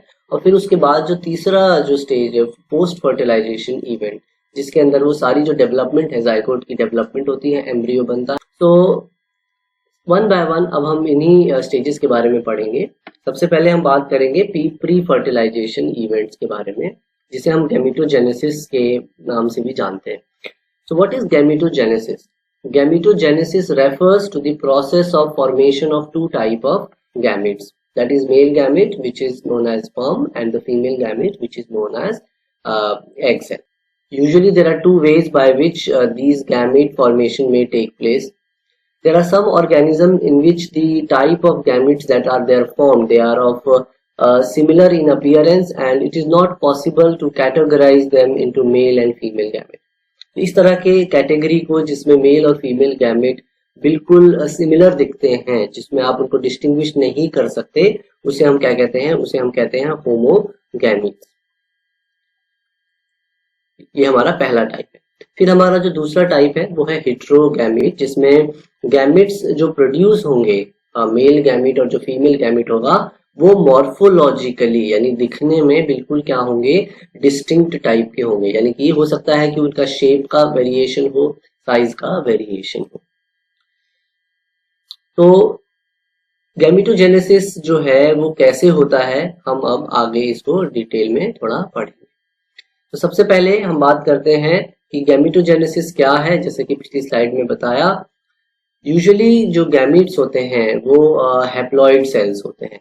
हैप्लॉइड सेल्स वो सेल्स होते हैं जिनके सेल के अंदर केवल सिंगल सेट ऑफ क्रोमोसोम होते हैं। अगर फॉर एग्जांपल अगर हम ह्यूमंस की बात करें तो हमारे अंदर every cell has 46 chromosomes, that is 23 pairs of chromosome. तो जो गैमेट्स होते हैं उसके अंदर सिंगल सेट ऑफ क्रोमोसोम होता है। अगर वो एग सेल है या स्पर्म है, उन दोनों के अंदर क्या होगा, सिंगल सेट होता है। इस तरह की सेल्स को हम बोलते हैं हैप्लॉइड सेल्स। तो इन सम algae the two gametes are so similar in appearance that it is not possible to categorize them into male and female gamete, and that's why they are called as iso. iso का मतलब क्या होता है, iso का मतलब होता है similar, क्योंकि बिल्कुल उनकी जो मॉर्फोलॉजी है वो बिल्कुल सिमिलर होगी। यहाँ पर अगर आप देखेंगे तो ये एक इसमें अगर मेल गैमेट है और एक फीमेल गैमेट है तो दे लुक वेरी सिमिलर। तो इस तरह की फिनोमिना को, इस तरह की टाइप्स की गैमेट्स को हम क्या बोलेंगे, होमो। होमो मीन्स सेम, सिमिलर, होमो सिमिलर टाइप के गैमेट। उसी तरीके से अगर दोनों गैमेट जो प्रोड्यूस हो रहे हैं अगर वो बिल्कुल डिस्टिंक्ट हैं, हो सकता है कि वो साइज की वजह से हो। जैसे फॉर एग्जांपल अगर आप एग्जांपल बी में देखें तो इसमें इनका जो साइज का वेरिएशन है, अगर आप देखें कि कितना ज्यादा वेरिएशन। सिमिलरली अगर आप इस एग्जांपल में देखें, ये वाला जो एग्जांपल देखें पूरा, तो इस पूरे एग्जांपल में आप देखेंगे कि जो फीमेल एग सेल है और जो स्पर्म्स हैं उनकी जो शेप और साइज दोनों ही अलग है। तो इस तरह के गैमेट्स को हम क्या बोलते हैं, हेटेरोगैमेट्स। हेटेरो का मतलब क्या होता है, different gamete, different types of gamete. तो अब हम आगे चलते हैं और देखते हैं कि और कौन कौन से इवेंट्स जो है वो प्री फर्टिलाइजेशन में होते हैं। तो ये जो एग्जांपल्स है किस चीज के एग्जांपल्स हैं, पहला जो एग्जांपल है एल्गी क्लैडोफोरा का एग्जांपल है। दूसरा जो एग्जांपल है यहाँ पर ये फ्यूकस, वो भी एक एल्गी है। और तीसरा जो है होमोसेपियंस जो ह्यूमन बीइंग्स है उसका एग्जांपल। अब हम बात करेंगे सेक्सुअलिटी इन ऑर्गेनिज्म के बारे में। सो प्लांट्स में have both male and female reproductive structures in the same plant. and such plants are known as bisexual plants. And if male and female reproductive structures are present on different plants, we call them unisexual. जो आपका Morris Elba है, जो शहतूत का पेड़ होता है, उसमें मेल ट्री अलग होता है और फीमेल ट्री अलग होता है। यूजुअली ज्यादातर ऐसा देखने को मिलता है कि प्लांट्स के अंदर जो होते हैं बाइसेक्सुअल फ्लावर्स होते हैं, यानी मेल और female part are present within the same flower, within the same plant, on the same plant body. So it can be either bisexual or it can be unisexual. Terms such as homothallic and monoecious are used to denote the bisexual condition, and heterothallic and dioecious are used to describe the unisexual condition. यानी कि अगर bisexual है तो उसके लिए एक और terminology है monoecious. monoecious, mono means within the same plant आपका जो मेल और फीमेल रिप्रोडक्टिव ऑर्गन्स है दोनों एक में ही प्रेजेंट. एंड सिमिलरली आपका यूनिसेक्सुअल है तो डायोएशियस है, यानी कि दो अलग अलग ऑर्गेनिजम्स हैं, एक मेल को रिप्रेजेंट करता है और एक फीमेल को रिप्रेजेंट करता है. ये टर्मिनोलॉजीज बहुत इंपॉर्टेंट है टू अंडरस्टैंड द सेक्सुअलिटी. यहाँ पर आप एक पिक्चर देख सकते हैं, मोनोएशियस एल्गी जो है कैरा, इसमें आप देख सकते हैं कि जो ये वाला जो स्ट्रक्चर है और जो ये वाला जो स्ट्रक्चर है, मेल और फीमेल जो स्ट्रक्चर्स हैं वो सेम प्लांट बॉडी के ऊपर है, सेम थैलस के ऊपर है, इसीलिए इसको होमोथैलस बोल रहे हैं और इसको मोनोएशियस बोल रहे हैं या बाइसेक्सुअल बोल रहे हैं. उसी तरीके से यहाँ पर अगर आप ध्यान से देखें तो आपका जो फीमेल मार्केंशिया जो कि एक ब्रायोफाइट है, उसमें जो मेल वाला जो रिप्रोडक्टिव ऑर्गन है ये वाला, और जो फीमेल वाला है, जो फीमेल रिप्रोडक्टिव ऑर्गन है ये वाला, जिसको हम बोलते हैं आर्कीगोनियोफोर, और मार्केंशिया में इसको बोलते हैं एंथेरिडियोफोर. दो अलग अलग रिप्रोडक्टिव पार्ट्स हैं और ये दोनों ही अलग अलग थैलस प्लांट बॉडी में. तो plants can either B monoecious और डायोएशियस, और in other words they can be bisexual और यूनिसेक्सुअल. अब हम आगे चलते हैं और बात करते हैं हमारे दूसरे एग्जाम्पल्स के बारे में. प्लांट्स जैसे फ्लावरिंग प्लांट्स के बारे में बात करते हैं. तो फ्लावरिंग प्लांट में if there is only stamen present, यानी अगर वो यूनिसेक्सुअल है, उसके फ्लावर में अगर खाली स्टेमन प्रेजेंट है उसको बोलेंगे स्टेमिनेट फ्लावर. सिमिलरली अगर खाली उसके अंदर पिस्टल्स हैं, यानी फीमेल रिप्रोडक्टिव पार्ट है खाली, वो है तो वो यूनिसेक्सुअल फ्लावर ही, लेकिन उसको एक और टर्मिनोलॉजी है जिसे हम बोलते हैं pistillate, bearing pistols only. But अगर दोनों ही प्रेजेंट हैं तो बाइसेक्सुअल बोलेंगे उसको, वही सेम टर्मिनोलॉजी जो हमने पिछली स्लाइड में देखी. तो कुछ एग्जांपल अगर आपसे पूछे मोनोएशियस प्लांट्स के कौन कौन से एग्जांपल्स हैं, कुकुरबिट्स एंड कोकोनट, नारियल, और जो भी आप कुकुरबिट जैसे जो खीरा है वो कुकुरबिटेसी फैमिली का मेंबर है, तो उसके अंदर जो एग्जांपल्स हैं आपको मोनोएशियस प्लांट्स के ज्यादातर मिलेंगे. डायोएशियस का एग्जांपल है पपाया एंड डेट पाम. तो यहाँ पर कुछ फोटोग्राफ्स हैं जो इस चीज को इंडिकेट करती हैं. इस पिक्चर में आप देख सकते हैं कि ये किस चीज का एग्जांपल है, ये बाइसेक्सुअल फ्लावर का एग्जांपल है. इसमें मेल और फीमेल पार्ट्स एक ही फ्लावर के अंदर है, और ये स्वीट पोटैटो का एग्जांपल है. उसी तरीके से आप अगर आगे चलते हैं और देखते हैं कि एनिमल्स में ऐसा क्या पॉसिबल है. यस, पॉसिबल है. एनिमल्स भी हो सकते हैं यूनिसेक्सुअल और बाइसेक्सुअल, जैसे अर्थवॉर्म है, स्पॉन्ज है, टेपवॉर्म है, लीच है. ये सारे जो ऑर्गेनिजम्स हैं इसके अंदर मेल और फीमेल रिप्रोडक्टिव ऑर्गन्स जो होंगे वो सेम ऑर्गेनिज्म की बॉडी के अंदर होंगे. जैसे अर्थवॉर्म का एग्जांपल अगर आप देखें तो अर्थवॉर्म का ये पिक्चर यहाँ रिप्रेजेंट किया गया है और इस पोर्शन को एनलार्ज करके डाइसेक्शन करके दिखाया गया है. तो अगर आप यहाँ से ध्यान से इसको देखें तो you can see that there are testes sex testes and the ovary. Ovary क्या है, फीमेल रिप्रोडक्टिव स्ट्रक्चर है. टेस्टीज क्या है, मेल रिप्रोडक्टिव स्ट्रक्चर, यानी एक ही ऑर्गेनिज्म की बॉडी के अंदर दोनों mail and female reproductive part. उसी तरीके से कॉकरोच के अंदर अगर आप देखें तो मेल अलग होता है और फीमेल अलग होती है. तो इसका अगर हम डाइसेक्शन करें और देखें तो येलो कलर का जो ये पूरा स्ट्रक्चर दिखाई दे रहा है इसे हम बोलते हैं ओवरी, और ये वाला जो स्ट्रक्चर है इसे हम बोलते हैं टेस्टिस. तो मेल अलग होगा, फीमेल अलग होगी. साइज में भी वेरिएशन होगा। मेल थोड़ा सा साइज में जो है वो बड़ा होगा और जो फीमेल होगी वो साइज में थोड़ी छोटी होगी। तो हमने देखा कि जो सेक्सुअलिटी है वो प्लांट्स हो चाहे वो एनिमल्स हो, दोनों में ही पाया जाता है।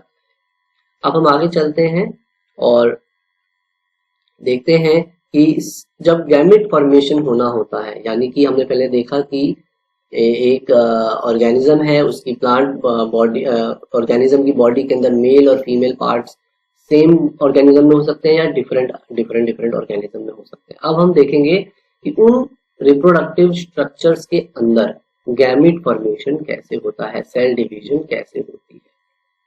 सो gametes in all heterogametic species, heterogametic का मतलब क्या हुआ, जिसमें अलग अलग शेप एंड साइज के गैमीट्स बनेंगे, are of two types. So gametes, there are two types. It can be male or female.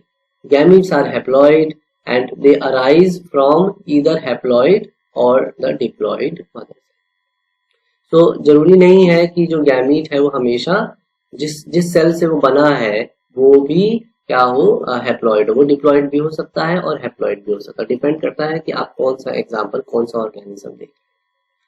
So haploid parent produces gamete by mitotic division. अगर वो हैप्लॉइड होगा तो सिंगल सेट ऑफ क्रोमोसोम है, तो उसको single set of chromosome को क्या करना है, मेंटेन करके रखना है, तो वो माइटोसिस करेगा, क्योंकि माइटोसिस एक ऐसी सेल डिवीजन है जिसमें क्रोमोसोम नंबर जो है वो क्या रहता है, रिटेन रहता है, same. So this will happen in that case. अगर उसका डिप्लॉइड अगर मदर सेल है जिससे वो गैमेट बन रहा है, तो वो क्या होगा, मियोसिस करेगा और उसके बाद हैप्लॉइड बनाएगा, हैप्लॉइड गैमेट जो है वो बनाएगा। तो सेल डिवीजन कैसे होगी, several organisms belonging to monera, fungi, algae, bryophytes, they have haploid plant body, but in organisms belonging to pteridophytes, gymnosperm, angiosperms and most of the animals including human beings, the parental body is diploid।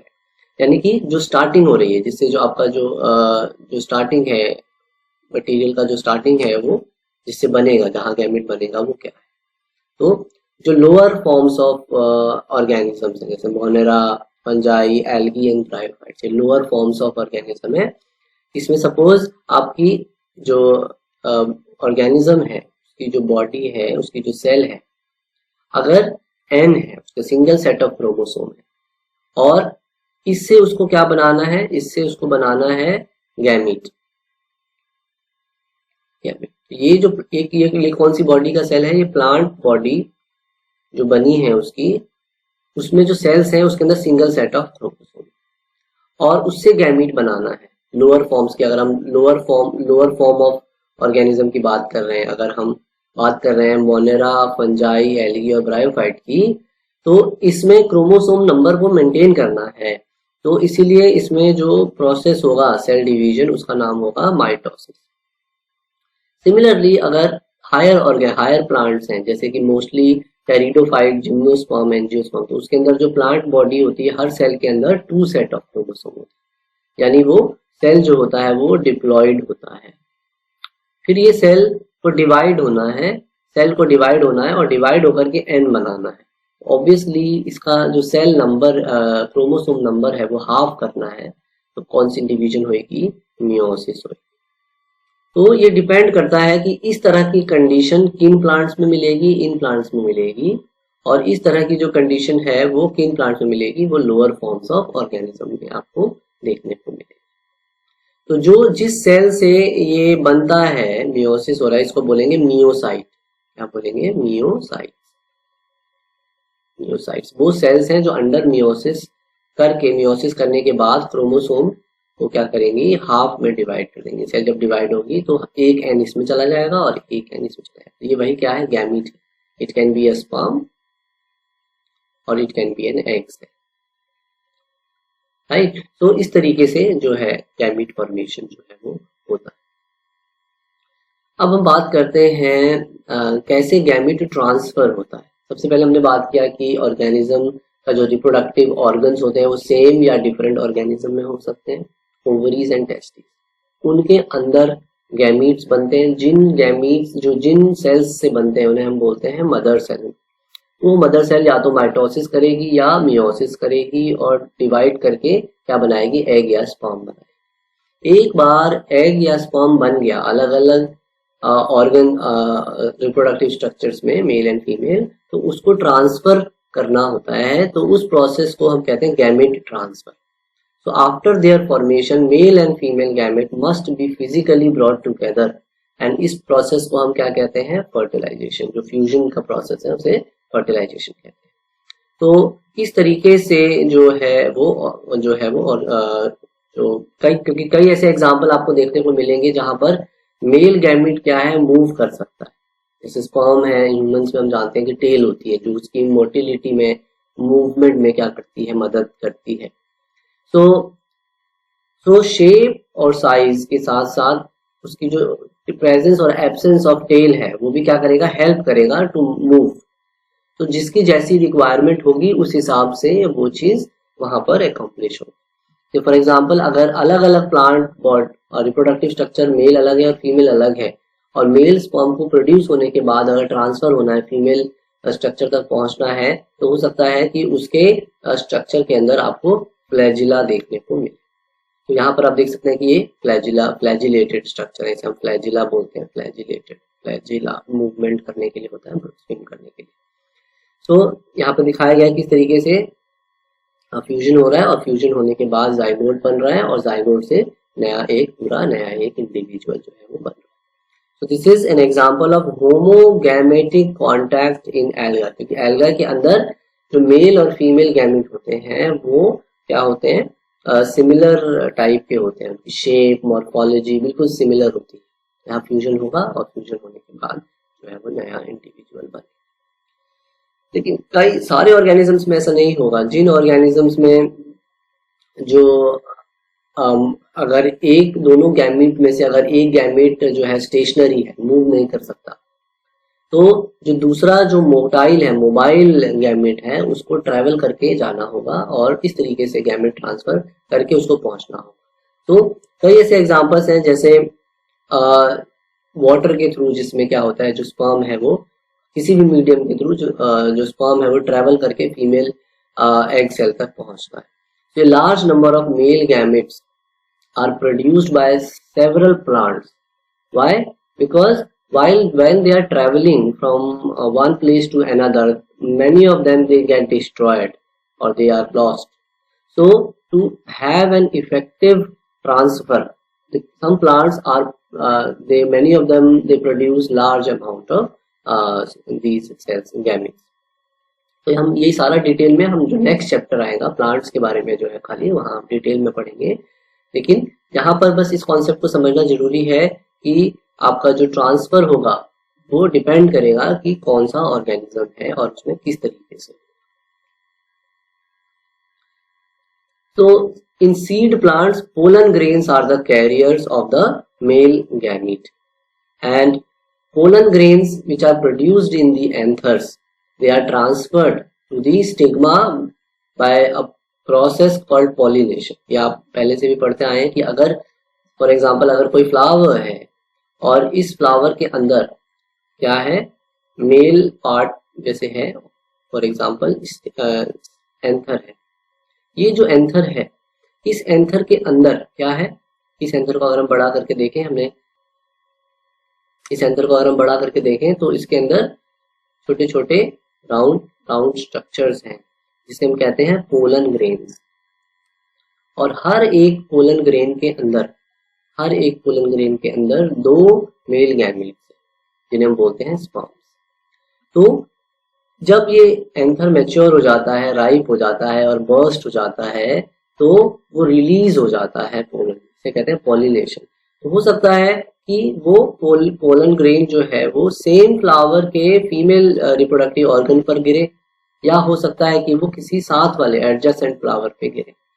यहाँ पर उसी picture में दिखाया गया है कि किस तरीके से, अगर आप देखेंगे इस डायग्राम के अंदर, तो वही चीज जो मैंने बताई कि एंथर है, एंथर के अंदर ये जो राउंड स्ट्रक्चर्स हैं ये पोलन ग्रेन्स हैं। ये एक राइट साइड पर एक रियल एंथर की फोटोग्राफ है जिसमें आप देख सकते हैं कि किस तरीके से पाउडरी फॉर्म में ये जो एंथर है यहाँ पर डिपॉजिट हुए। तो बाइसेक्सुअल फ्लावर्स में क्या होगा कि अगर पॉलिनेशन होता है तो वो within the same flower वो pollen grain male reproductive part से फीमेल रिप्रोडक्टिव पार्ट में चले जाएंगे और इसे हम बोलेंगे सेल्फ पॉलिनेशन। और ऐसा भी हो सकता है कि एक ऑर्गेनिज्म से दूसरे ऑर्गेनिज्म या में अगर उसको ट्रांसफर होना है, यानी एक फ्लावर से अगर दूसरे फ्लावर में अगर जाना है तो उसको क्रॉस पॉलिनेशन करना पड़ेगा। So cross-pollinating plants including dioecious plant, a specialized event called pollination facilitate the transfer of pollen grain to the stigma. Pollen grain, जैसे ही pollen grain स्टिग्मा के ऊपर लैंड करता है, यहाँ पर जैसे ही pollen grain गिरता है, उस pollen grain को कुछ केमिकल रिएक्शन होती है स्टिग्मा के ऊपर और एक ट्यूब बननी शुरू हो जाती है जिसे हम कहते हैं पोलन ट्यूब। और जैसे ही पोलन ट्यूब जर्मिनेट होते होते कहाँ पहुंच जाती है, उस जगह पर पहुंच जाती है जहां पर जो फीमेल गैमीट है लोकेटेड था, यहाँ पर बिल्कुल सेंटर में इसका, यहाँ पर आप देखें डायग्राम में, यहाँ पर ये पूरा पोलन ग्रेन, यहाँ से देखो दो यहाँ सेल्स दिखाई गई हैं, दो स्पर्म्स है वो ट्रेवल करते हुए जा रहे हैं, यहाँ से होते हुए जाएंगे, पूरा ऐसे होते हुए जाएंगे और इसमें एंटर कर जाएंगे। और फर्टिलाइजेशन का जो मेन इवेंट है वो कहाँ होगा, इसके अंदर होगा, मेन इस पोर्शन में होगा। तो जैसे ही पोलन ग्रेन फॉल करता है स्टिग्मा पे, वो जर्मिनेट कर जाता है, पोलन ट्यूब बनाता है और पोलन ट्यूब जो है वो ओवरी के अंदर से होते हुए क्या कर जाती है, एंटर कर जाती है और जहाँ गैमीट फीमेल गैमीट होता है यानी एग सेल होता है वहां पहुंच जाता है और उससे कंबाइन करके फर्टिलाइजेशन करता है। इस तरीके से जो फर्टिलाइजेशन का जो इवेंट है वो कंप्लीट होता है। तो गैमीट ट्रांसफर एक बहुत ही इंपॉर्टेंट प्रोसेस है इन सारे प्रोसेस। अब एक बार गैमीट वहां पहुंच गया, चाहे ट्रांसफर हो गया उसका, तो ट्रांसफर होने के बाद उसको फ्यूजन होना है। तो फ्यूजन को एक और टर्मिनोलॉजी यूज करी जाती है जिसे हम कहते हैं सिंगैमी। सिंगैमी का मतलब क्या होता है, when male gamete fuses with the female gamete, जिसे हम फर्टिलाइजेशन भी कहते हैं और सिंगैमी भी कहते हैं। तो जो सिंगैमी का जो प्रोडक्ट होगा, यानी कि इसके अंदर क्या है, स्पर्म के अंदर क्या है, स्पर्म के अंदर भी सिंगल सेट ऑफ क्रोमोसोम है और एग सेल के अंदर भी सिंगल सेट ऑफ क्रोमोसोम है। दोनों के फ्यूज होने से जो चीज बनेगी उसे जाइगोट बोलेंगे, उस सेल को बोलेंगे जाइगोट, और इसके अंदर क्या होंगे, दो सेट ऑफ क्रोमोसोम होंगे। तो इस तरीके से सिंगैमी की जो प्रोसेस है वो होती है। फिर आगे अगर सिंगैमी नहीं हुआ तो क्या होगा, कई बार क्या होता है प्लांट के अंदर किसी भी कारण से एग सेल जो है वो फर्टाइल नहीं है, या हो सकता है कि फर्टिलाइजेशन इवेंट ही ना हो पाए सक्सेसफुली। तो कैसे वो प्लांट अपने आप को मेंटेन करके रखेगा, अपनी स्पीशीज को सरवाइव करके रखेगा। तो for that, to ensure the survivorship of such species where fertilization event can not happen, there is another way by which plant reproduce and that is known as parthenogenesis। यानी कि parthenogenesis, like for example it happens in rotifers, honeybees, some lizards, birds, etc. It can also happen in plants as well as in animals. So the development of organism without the fusion of male and female gamete is known as parthenogenesis. So it is one such event by which some of the species are able to maintain themselves on this planet or maintain their life cycle. So parthenogenesis जो है वो एक और तरीका है। ये कुछ examples हैं। एक तो रोटिफर है, या आपने अगर देखा होगा डिस्कवरी चैनल पर किसी प्रोग्राम में, pseudocoelomates, they falls in the category of animals, and this is as we all know is a picture of a honeybee. अब है कि सिंगैमी कहाँ होती है, अलग अलग ऑर्गेनिजम्स में, प्लांट में कहाँ होती है, एनिमल्स में कहाँ होती है, लोअर फॉर्म्स ऑफ प्लांट्स में कहाँ होती है, हायर फॉर्म्स ऑफ प्लांट्स में कहाँ होती है। So it depends which type of organism it is, and it will vary where it takes place. In some aquatic organism, fertilization takes place outside the body of the organism, and such a fertilization is known as external fertilization. And जो external fertilization है वो क्या है, such organisms show great synchrony between the sexes and release a large number of gametes into the surrounding medium water for higher chances of syngamy. कुछ example है यहाँ पर, अगर हम देखें वो क्या एग्जाम्पल है, फिश का एग्जाम्पल है।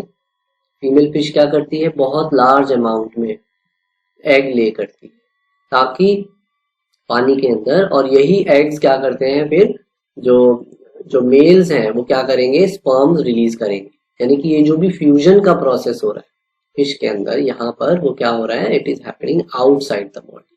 इसे हम क्या बोलेंगे, एक्सटर्नल फर्टिलाइजेशन बोलेंगे। We will call it external fertilization. और भी एग्जांपल्स हैं, यहाँ पर आप देख सकते हैं इस पिक्चर के अंदर कि किस तरीके से जो फ्रॉग है, जो फीमेल फ्रॉग है, वो एग ले करती है और बहुत ही एक स्लाइमी मटेरियल के अंदर वो स्टिक होते हैं, और once they are formed and they are released out of the body, the male frog comes and carries that slimy bunch of eggs and it releases sperm and fertilizes the egg outside the body. So this is another example where the external fertilization usually takes place. अब हम आगे चलते हैं और कुछ और examples देखते हैं। यहाँ पर आप देख सकते हैं कि इसी का एक एग्जांपल है, उसी टैडपोल का एक एनलार्ज्ड व्यू है कि किस तरीके से वो आगे जो है वो डेवलप होगा। अब हम बात करते हैं कि सेम दूसरे ऐसे एग्जांपल जहां पर इंटरनल फर्टिलाइजेशन होते हैं, यानी कि एग जो है वो फीमेल की बॉडी में बनेगा, स्पर्म जो है वो मेल की बॉडी के अंदर बनेगा और फिर वो गैमेट ट्रांसफर होगा और फीमेल की बॉडी में जाएगा और फीमेल की बॉडी के अंदर ही फ्यूजन होगा, फर्टिलाइजेशन होगा, और जो साइकिल है पूरी बेबी बॉर्न होने तक वो फीमेल की बॉडी के अंदर ही चलेगी। इसका जो सबसे बेस्ट एग्जांपल है वो क्या है, ह्यूमन बीइंग्स। तो यहाँ पर सेम प्रोसेस को समझाया गया है। एक एग्जांपल जो है यहाँ पर लेफ्ट साइड पे जो पिक्चर है वो दिखाई गई है ह्यूमंस की। यहाँ पर ये भी दिखाया गया किस तरीके से जाइगोट में जो क्रोमोसोम्स है वो भी डबल हो रहे हैं, और जो दूसरी पिक्चर है वो प्लांट की है जो अभी पीछे दिखाई थी, जिसके अंदर सारी प्रोसेस फ्लावर के बॉडी के अंदर हो रही है। अब हम बात करेंगे पोस्ट फर्टिलाइजेशन इवेंट्स की। फर्टिलाइजेशन हो गया और फर्टिलाइजेशन होने के बाद जो प्रोडक्ट बना उसे हम क्या कहते हैं, जाइगोट। तो जाइगोट बनने के बाद कौन कौन से इवेंट्स हैं, कौन कौन सी प्रोसेसेस हैं जो होती हैं, तो आइए चलते हैं आगे इसको पढ़ते हैं। So every sexual reproducing organism including human being begin life as a single cell from zygote. So our body has developed from one single cell and that is zygote. So in organism with external fertilization, zygote is formed in the external medium, usually water. जैसे कि frog के example में और fish के example में जो fertilization event हुआ बाहर हुआ वाटर के, तो जाइगोट से जो आगे की जो डेवलपमेंट प्रोसेस होगी वो भी क्या होगी, बाहर होगी। लेकिन अगर इंटरनल फर्टिलाइजेशन होता है, zygote is formed inside the body of the organism. तीसरा पॉइंट पढ़ते हैं, zygote is the vital link that ensures the continuity of species between organisms of one generation and next generation. यानी हमारी आज की generation और नेक्स्ट जनरेशन के बीच में जो कनेक्टिंग लिंक है वो क्या है, जाइगोट है, क्योंकि जो पूरा ऑर्गेनिज्म है वो इसी से डेवलप होकर के आएगा। सो एल्गी के केस में zygote develops a thick wall that is resistant to desiccation, यानी कि कोई भी अगर अनफेवरेबल कंडीशन है तो एल्गी के केस में एल्गी क्या करता है, अपने चारों तरफ एक थिक वॉल बना लेता है और it undergoes a period of rest before germination. और वो जब तक फेवरेबल कंडीशन नहीं आ जाता जब तक वो क्या करता है, रेस्टिंग स्टेज में चला जाता है। यानी कि जैसे ही जाइगोट बना और उसने अपने चारों तरफ क्या किया, एक लेयर बना ली। सो इसका जो एग्जाम्पल है, ये जो पिक्चर है वो डेस्मिड जाइगोट है, यानी माइक्रास्टीरियास स्पीशीज जो है उसका है, which is a green algae showing A thick wall. So in organism with haplontic life cycle, zygote divides by meiosis to form haploid spores that grow into haploid individuals। क्योंकि हम देखते हैं कई एल्गी के अंदर क्या होता है कि जो प्लांट बॉडी होती है वो क्या होती है, n नंबर ऑफ क्रोमोसोम होता है, लेकिन हमारी जो बॉडी होती है उसके अंदर 2n नंबर ऑफ क्रोमोसोम होता है। हमारे में क्या होता है कि जो जाइगोट बना वो माइटोसिस करता रहता है और एम्ब्रियो बनाता है, और एम्ब्रियो से फिर क्या बनता है, आगे जाकर के बॉडी जो है वो बनती है। तो हमारी हर सेल के अंदर 2 सेट ऑफ क्रोमोसोम है। लेकिन एल्गी के अंदर फॉर एग्जांपल जब ये जाइगोट है वो मियोसिस करेगा और 2n से फिर से वो n हो जाएगा और वो फिर वो n माइटोसिस कर करके क्या करेगा, प्लांट बॉडी बनाएगा। यानी यहाँ पर जो जाइगोट बना फर्टिलाइजेशन से वो 2n था, फिर से वो डिवाइड हो गया और उसने n बना लिया।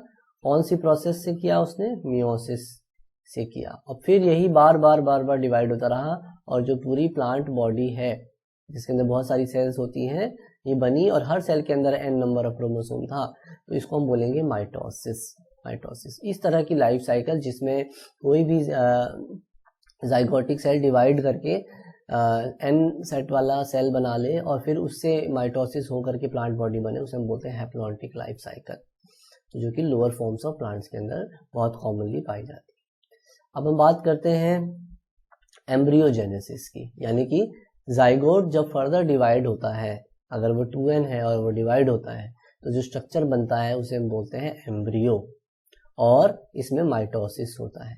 यानी कि आपका जो सिंगल सेल था ये, जिसे हमने बोला था स्पर्म, राइट, और फिर वो फ्यूज कर गया था किससे, एग सेल के साथ, जिसके अंदर भी सिंगल सेट ऑफ क्रोमोसोम था।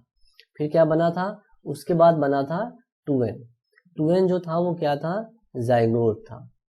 जाइगोट के बाद क्या हुआ, सेल्स जो है वो डिवाइड होने लगी, और डिवाइड होकर के उन्होंने पहले 2 सेल्स बनाया, फिर 4 सेल्स बनाई, फिर ऐसे करते करते 8 सेल स्टेज बनी, बहुत सारे मल्टी सेलुलर स्ट्रक्चर बना, इसे हम कहते हैं एम्ब्रियो।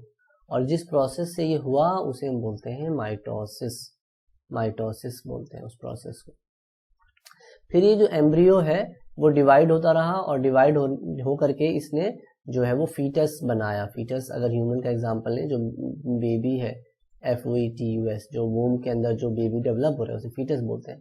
तो इस प्रोसेस को हम क्या कहेंगे, डिफरेंशिएशन, क्योंकि यही सेल्स, इसमें कुछ सेल्स ब्रेन बनाएंगी, कुछ सेल्स आगे जाकर के हार्ट बनाएंगी, कुछ किडनी बनाएंगी, तो अलग अलग टिश्यू अलग अलग ऑर्गन्स को बनाएंगी, तो डिफरेंशिएशन कहते हैं इसे। तो अलग अलग ऑर्गेनिजम्स के अंदर अलग अलग तरीके से ये प्रोसेस जो है वो डेवलप होती है। तो ये जो एंटायरली जो प्रोसेस है जिसमें एम्ब्रियो डेवलप हो रहा है प्रॉपरली, इसे हम एम्ब्रियोजेनेसिस के नाम से जानते हैं।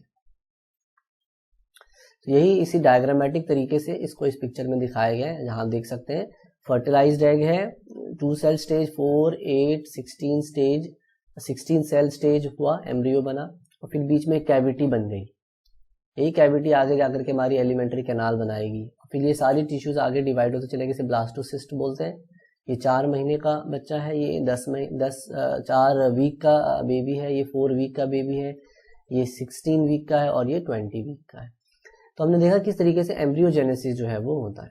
अब एनिमल्स के अंदर 2 तरीके से जो है वो कैटेगराइज किया जाता है एम्ब्रियोजेनेसिस की अगर हम बात करें। एक होता है ओवीपेरस और एक होता है विविपेरस। ओवीपेरस जो है एग लेइंग, यानी कि जिसमें जो जाइगोट है, the development of the zygote will take place outside the body of the female parent, यानी कि फर्टिलाइजेशन हुआ, जाइगोट बना, बनने के बाद एग जो है वो रिलीज हो गया, और एग रिलीज होने के बाद उसकी जो डेवलपमेंट हुई एम्ब्रियो की वो बॉडी के बाहर हुई। तो इसे हम बोलेंगे, उसको जो हमारे लिए जो टर्म है इसको हम क्या बोलेंगे कि जो हमारा जो बेबी है वो ओवीपेरस है, एग लेइंग हो गया। विविपेरस में क्या होगा कि जो बॉडी है वो फुल्ली डेवलप होएगी इनसाइड द वूम, यानी कि पेट के अंदर, गर्भ के अंदर ही जो बेबी है वो पूरा डेवलप होगा, और डेवलप होने के बाद वो क्या होगा, उसका जन्म होगा। तो इसको बोलेंगे विविपेरस। विविपेरस वो ऑर्गेनिजम्स होते हैं जो यंग वंस को जन्म देते हैं, और ओवीपेरस जो एग लेइंग होते हैं। यहाँ पर हमने देखा 2 तरीके से जो एम्ब्रियोजेनेसिस की जो प्रोसेस है वो कंटिन्यू। ये एग्जांपल है यहाँ पर रेप्टाइल और बर्ड्स में। जो बर्ड्स जो आपको, हम सबको पता है कि वो अंडे देती हैं, रेप्टाइल्स भी अंडे देते हैं, स्नेक भी जो है वो अंडे देते हैं। इसके जो है आपका जो एक शेल के अंदर एग की जो एक हार्ड कवरिंग होती है जो कि कैलकेरियस होती है, वो होती है, और फिर उसके अंदर सारी चीजें हैचिंग से होकर के जो बर्ड है वो बाहर आती है। विविपेरस के केस में ह्यूमंस का सबसे बेस्ट एग्जांपल ह्यूमंस का है कि किस तरीके से बेबी जो है वो बॉडी के अंदर ही पूरे तरीके से डेवलप होता है। अब हम आगे चलते हैं और देखते हैं कि हमारा जो एम्ब्रियोजेनेसिस में पोस्ट फर्टिलाइजेशन इवेंट में और क्या बचा है। फ्लावरिंग प्लांट के अंदर जो जाइगोट है, अगर हम फ्लावरिंग प्लांट की बात करें तो कि कहाँ बनेगा, फ्लावर के अंदर जाइगोट जो है, अगर आप पिस्टल्स का स्ट्रक्चर देखें, या अगर आप मटर का ही एग्जांपल ले लें, इसका एक जो सीड जो आप देख रहे हैं जो बन रहा है, जो डेवलप हुआ, और कहाँ पर हुआ, तो let us see, let explain that, let me draw a diagram here. So यहाँ पर अगर आप देखें कि अगर ये फ्लावर का क्या है, कार्पल है, राइट। इस कार्पल के अंदर यहाँ ये वाला जो पोर्शन है, इसके जो सेंटर में जो स्ट्रक्चर है ये वाला, इसे हम बोलते हैं ओव्यूल, और ये वाला जो स्ट्रक्चर है इसे हम बोलते हैं ओवरी। ओवरी जब राइप हो जाती है, पक जाती है, तो यही आगे जाकर के फ्रूट बनाती है, हम खाते हैं। और ओव्यूल जो है आगे जाकर के जब राइप हो जाता है तो क्या बनाता है, डेवलप हो जाता है, तो सीड बनाता है। इस ओव्यूल के अंदर अगर आप ध्यान से देखेंगे तो बड़े सारे स्ट्रक्चर होते हैं। अगर हम इस सिर्फ ओव्यूल की बात करें तो उस ओव्यूल के अंदर यहाँ पर अगर जाइगोट बन रहा है, इसके अंदर बड़ी सारी सेल्स होती हैं, जिसमें से एक एग सेल होती है और एक स्पर्म जब इसे फ्यूज होता है और जाइगोट यहाँ बनता है, और यही जाइगोट आगे जाकर के एम्ब्रियो बनाता है। तो ओव्यूल के अंदर बनता है, यही लिखा है पॉइंट 1 में कि in flowering plants the zygote is formed inside the ovule after fertilization. जो सेपल्स हैं, पेटल्स हैं, स्टेमल्स, ये सारे क्या हो जाते हैं, झड़ जाते हैं, और जो जाइगोट है वो एम्ब्रियो में डेवलप हो जाता है, और ओव्यूल जो है वो सीड में डेवलप हो जाता है, और ओवरी की जो वॉल है वो फ्रूट में डेवलप हो जाती है। तो इस तरीके से सारे जो ऑर्गन्स हैं वो डेवलप होते हैं। एक बार जब सारा स्ट्रक्चर बन गया, जो फ्रूट बन गया, सीड बन गया, तो सीड के अंदर कैपेबिलिटी होती है कि अगर उसको मॉइस्चर, उसकी कंडीशन मिल जाए, टेम्परेचर, मॉइस्चर की, वाटर की, तो वो क्या करेगा, वो जर्मिनेट करके न्यू प्लांट्स बना सकता है। तो मटर का एग्जाम्पल है ये पूरा, किस तरीके से ये ओवरी है जो कि आपने खाया है, शिमला मिर्च है, इसके अंदर भी अगर आप देखें तो ये जो है आपका क्या है, ओव्यूल है, और ये ओवरी की वॉल है। तो ये जो कमरे जैसा स्ट्रक्चर है इसे लोक्यूल बोलते हैं। हो सकता है एक से ज्यादा ओव्यूल हो, बड़ी सारी ओवरीज आपस में फ्यूज होकर के बना रही हो एक फ्रूट को। तो जैसे कि यहाँ पर कितनी ओवरीज फ्यूज हो रही है, यहाँ पर 3 ओवरीज फ्यूज हो रही है। तो अलग अलग टाइप के वेरिएशन आपको मिल सकती है, शेप में, साइज में, और type of the ovary and ovule में। तो एम्ब्रियोजेनेसिस फ्लावरिंग प्लांट के अंदर। तो अगर आपको ये लेसन पसंद आया है तो आप इसको लाइक, सब्सक्राइब एंड शेयर करें, ज़्यादा से ज़्यादा अपने फ्रेंड्स के साथ शेयर करें ताकि उनको बेनिफिट मिल सके। अगर आपको लगता है कि कोई टॉपिक है जो मैं और जिसके ऊपर मुझे वीडियो लेसन बनाना चाहिए, या कोई और सजेशन है इम्प्रूवमेंट के लिए, तो नीचे कमेंट सेक्शन में कमेंट करना ना भूलें। Thank you for watching.